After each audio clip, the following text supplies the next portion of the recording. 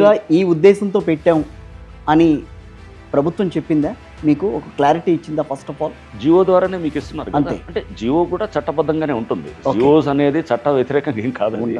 So Jio అనేది ఒక delegated legislation లో భాగంగా ఎగ్జిక్యూటివ్ కి ఇచ్చేటటువంటి ఒక ఇది. ఎగ్జిక్యూటివ్ పవర్ అది. ఎస్. సో ఒక దానికి ఒక జియో రూపంలో వాళ్ళు చేయాలనుకున్నటువంటిది చేస్తుంటారు.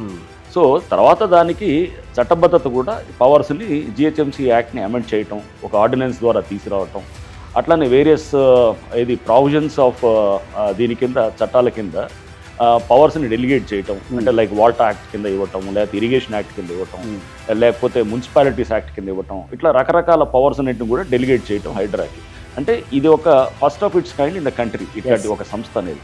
అంటే మీకు ఇరిగేషన్ పరంగా పవర్స్ ఉంటాయి, నాకు డెలిగేట్ చేయబడ్డాయి అంటే ఒక కమిషనర్ హైడ్రాకి ఆర్ హైడ్రాలో పనిచేస్తున్న ఇన్స్టిట్యూషన్ అనమాట. నెక్స్ట్ తర్వాత ఒక మున్సిపాలిటీస్ యాక్ట్ ప్రకారం డెలిగేట్ చేయబడ్డాయి, జిహెచ్ఎంసీ యాక్ట్ ప్రకారం డెలిగేట్ చేయబడ్డాయి. నెక్స్ట్ మనకి చూస్తే కనుక వాల్టా యాక్ట్ ప్రకారం రెవెన్యూకి సంబంధించిన దానికి సంబంధించిన కూడా డెలిగేట్ చేయబడ్డాయి.